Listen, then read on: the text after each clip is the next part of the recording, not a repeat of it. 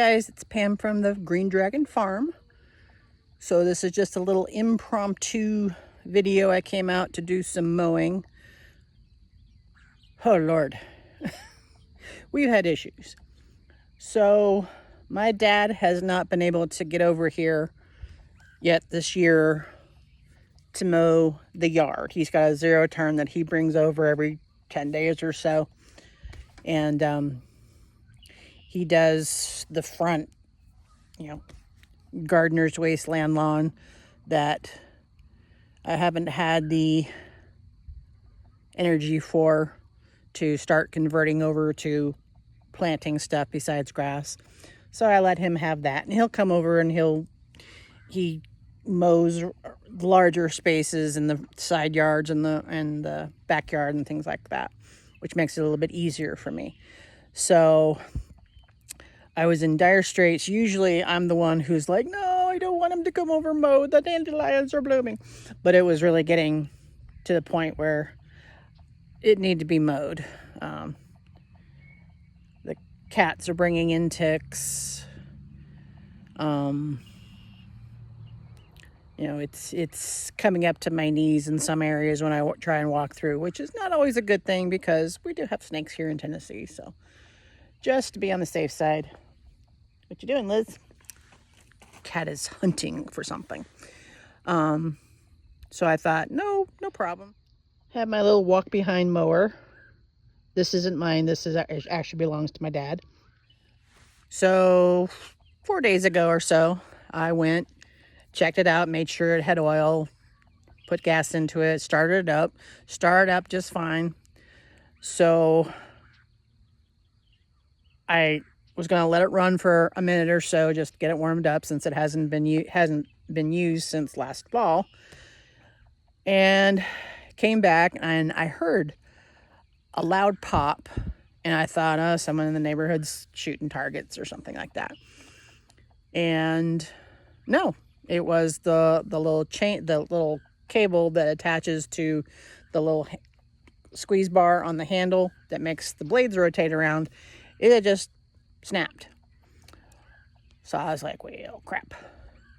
So I called my mom, told her about it, and she was like, well, your dad's coming over. He's finally got a break in his work schedule. He's going to come over and mow tomorrow. Cool. And she said he was going to bring his walk behind string trimmer, trade it off, take mine back with him to see what he could do. So I have the walk behind trimmer now, and mine is fixed. He's probably not going to come back for a week or so to mow again, which is fine. So I got out there and I have been mowing.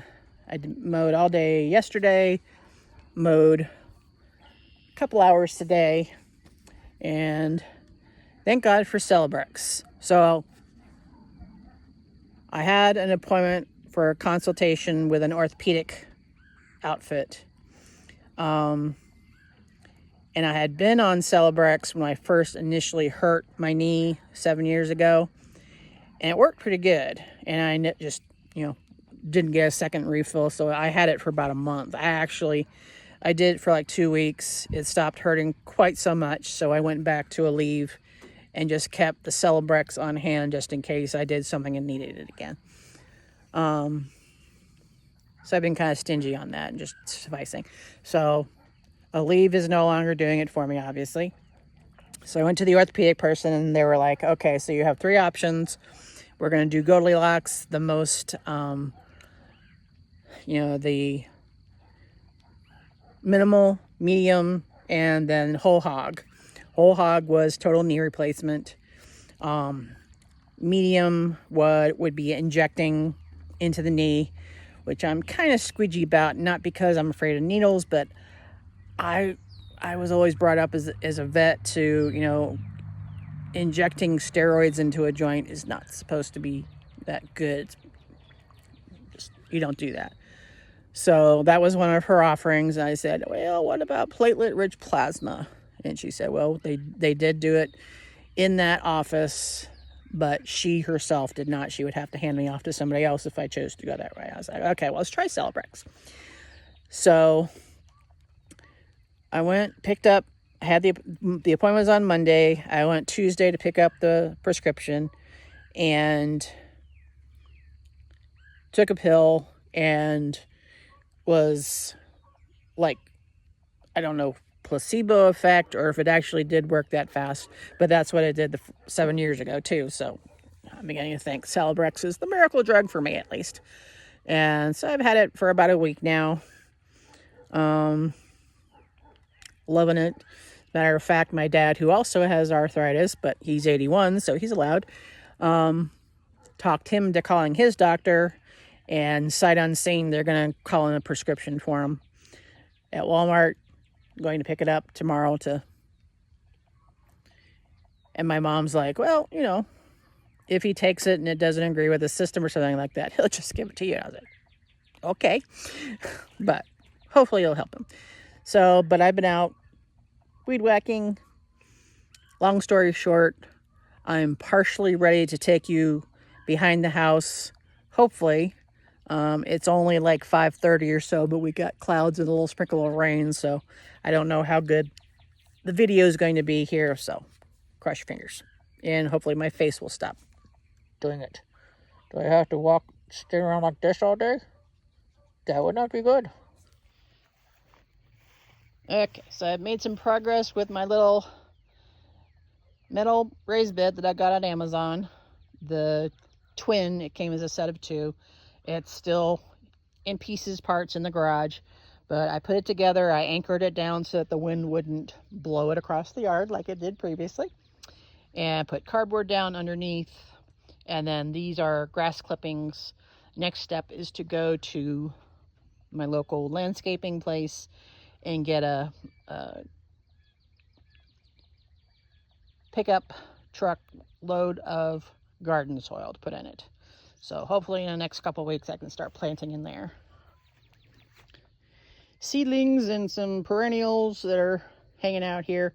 I think we've got some good weather. Last night was like the last coldish night that we should be having. It should be in like the 50s at night from now on for at least the next 10 days.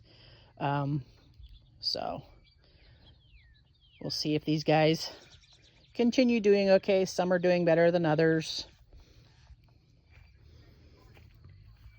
Here's the boysenberry patch that I've got semi-cleaned out and was able to weed whack around, so it's actually, now I just need to get capper blocks to do the remaining along here, and the very end there needs 3 or so. But at least now I can see it and can get to it. The bees are still beesing.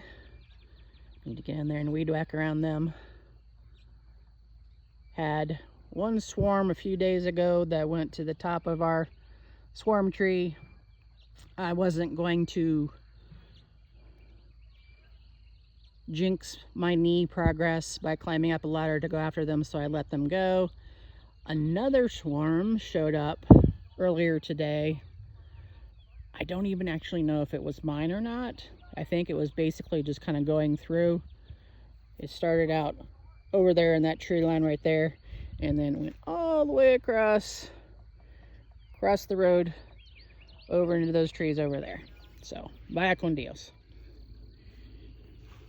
Alright, so here's my Frankenstein apple tree. This is the one that I grew from Granny Smith seed, and it's pretty much done flowering now. Where are they? Oh, there they are. So we've got some. They're trying to make little apples. I need to go through here and kind of thin out. But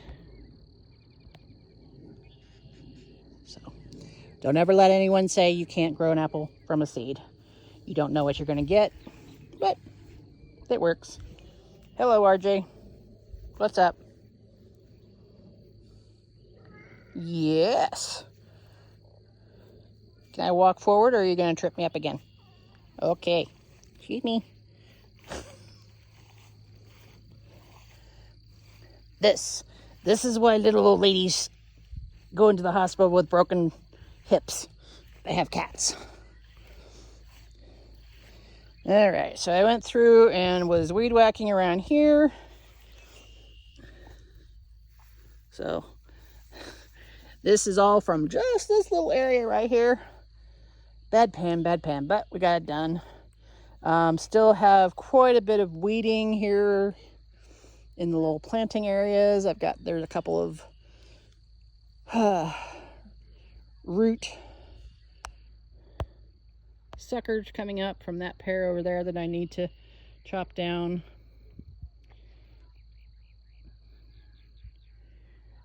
These two, they're just getting through flowering. The pears flowered first actually this year. As you can see, I've got a whole lot of stuff to do, especially in this middle bed. And this bed right here is the echinacea, which has also got some lemon balm in there. But at least I can see where I'm going. All right, I should have come over here and taken a video of what this looked like before. But, so this is my hops. So this was like 6 inches tall 10 days ago. And then I haven't, since I didn't have the lawnmower or anything like that, I really haven't been coming behind here to check on things as much as I should. Came around the corner a couple days ago and saw this. There's some that's trying to make an escape over there on that post, which I'm not going to let it. I'm just going to let it grow up this one like usual. But the main reason why I do it, it does make hops, the little hoppy hops that you make beer from, and sleep pillows and things like that. But mostly what I do this for is it gets really dense here in a month or so. You won't be able to see any of this post. And it creates shades so I can, put house plants and stuff like that back here to get a little fresh air. Watch out, Jay. But, so all of this from over where the landscape timber is to about a foot out was all hops. So, yeah, you have to be strong and corral your hops. Here's my Perfume Delight climbing rose that I cut back about 10 days ago. And it is getting little flowers on it. Next couple of weeks, going to be full of blossoms. Now, Perfume Delight, this is a rose that it grows for me. I have a really big problem with roses. They may do well for like a year or so, and then they just arbitrarily start dying off and not doing well and don't come back after the winter and things like that. This guy is doing really good. I bought it. This is actually something from Walmart that I bought that actually was worth the $5 that I paid for it. I'm not a big fan of pink. This is a very light little baby pink, but it has the best odor I have ever seen on a climbing rose. So the light pink doesn't thrill me, but the scent does, so it stays. Comfrey down here. Various and sundry things. That's my yellow knockout rose that every year I think it's going to die, and every year it comes back. But we'll see. I'm not really liking how it's getting so tall and leggy. So I cut back. This little stump here is a lavender plant that, hi Jay, stop rubbing on me please.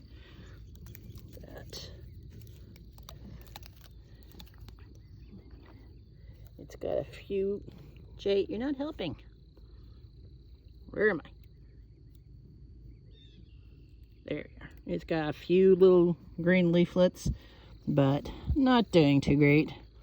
This little section over here has got some too. So I'm just going to let it hang out and do its thing and see if it comes back at all. But I have so many rooted cuttings from last year that I did last fall that I am not going to be, of course I may have just jinxed myself, but you know, what are you going to do? All right, so pear tree, apple tree. That's a Granny Smith apple tree. This is my Baptisia.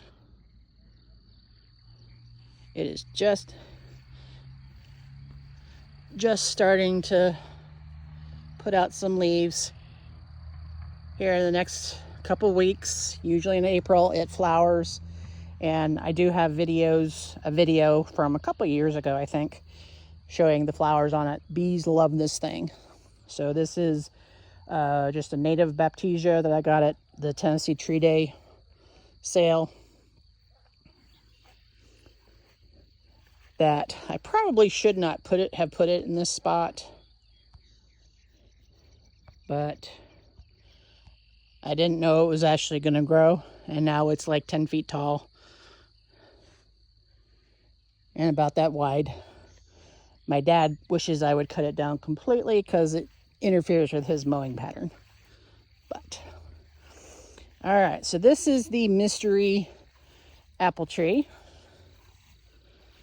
This is one of the apples that I grafted a few years ago, and it's, as you can see, it's flowering. I have no idea what this flower is. This apple is. I have somewhat of an idea because I did this at a grafting class with my local extension group. So I wrote down what the varieties were that I grafted, but I didn't actually mark the little trees.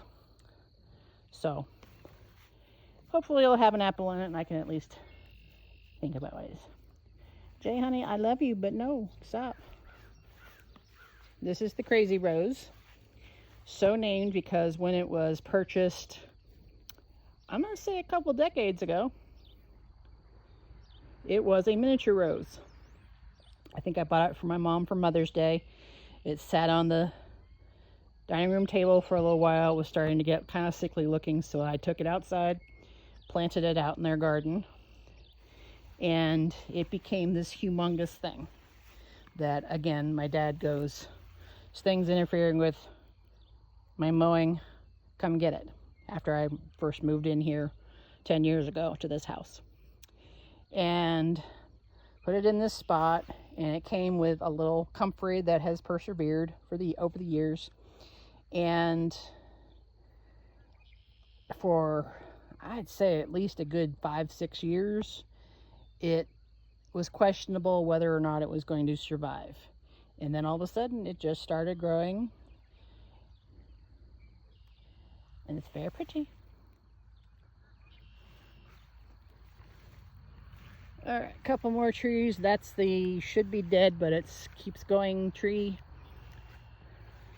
As you can see, I think it got a case of, I need to get in here and get these weeds out of here, but as you can see by the trunk, I think this was a case of southwestern disease, because this is exactly the direction the tree is oriented to that position.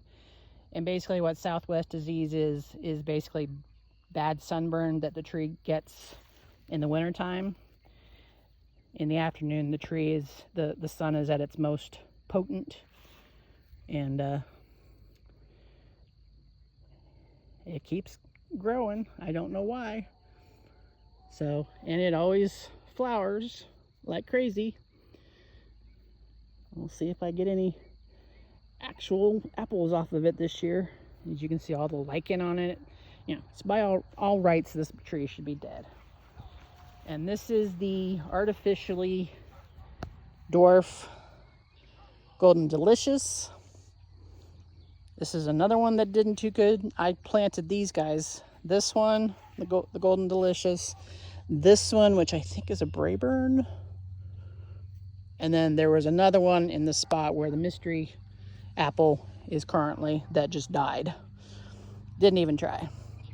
So this little guy keeps going. I cut it back so hard a few years ago, and it's now making a comeback, and it's got some flowers on it. So we'll see. And I thought at first what it was that Golden Delicious just didn't like this, but I've read so many things that say, oh no, Golden Delicious loves East Tennessee, you're fine. Well, Jay, seriously, dude, trying to kill me on YouTube. This is how I get my exercise. Sorry for that. And this is just my little Chicago Hardy fig that I don't know if it's going to start growing from last year's growth again or not. I mean, this stuff obviously is dead. But I need to get in here, clean out these weeds, get mulched. See? That's what you get. But need to clean this up, see what's going on, give it some mulch and some fertilizer a little bit, and we'll see. All right. And then this little area that has lots of irises that just appear as if magic. As you can see, I need to weed whack along this wall. And then my Celeste figs, again, I need to mulch and see. They haven't started sprouting leaves from last year's wood yet, but this one at least is starting to put out growth from the bottom, which is not exactly what I want, but we'll see what happens. The cuttings that I took from these two trees and the Chicago Hardy, they rooted so beautifully. I rooted them in sand, but then I waited too long to get them into actual soil, and they ended up going kaput. I went ahead and put them into cups with soil, and am keeping them just until I know for sure that they're totally dead, because I have been fooled before. And then this is the catch-all. This is where I had some perennials, some mulberries that I had rooted, some pawpaws that I had grown from seed, some mimosa trees. I had some, you can see this front thing here. This was rooted cuttings of the perfume breeze rose that we saw before. They just did not come back. So I'm pretty sure these 6 right here are the rose. I know I just need to get rid of them. Others, again, I'm just going to give more time, because we've had such weird kind of cold snaps and things like that, that they just may be set back. We'll see. And then I have to weed whack in there. The only reason why I didn't do it today is 1, I got tired, and 2, there's a hose in here, right there. At least I hope that's a hose and not a snake. But yeah, I need to pull that out of there before I get in there and weed whack. And then I need to, there's my outdoor faucet. I need to redo the faucet splitter and attach both hoses. There's one that goes up to the deck here, that all the plants that I keep up there during the summer, I can keep them watered, and I can water stuff in here if it doesn't rain. All right, well, a lot of work done. Still got a lot of work to do, and then I've got seedlings to plant. Never ending, never ending. Okay, one last thing. This is my rain barrel. I've attached the spigots, so that's going to be the spigot for going into watering cans, and that's the spigot just for emptying at the end of fall, so I can take it inside and store it so it doesn't get frozen out here. I've got some water that I just put in with a hose, so obviously it's not connected to the gutter yet, or the downspout yet. So I need to get my drill. I probably need to put it over here. Over here. And then it goes into the downspout here. And it's one of those things that you'd actually drill into it, put the little thing that's going to divert the water through a hose into the barrel, and then in the winter time you take that out and put a little cap over it so it functions as a downspout again. We shall see. And I've got a second one once that looks like it's going to be successful.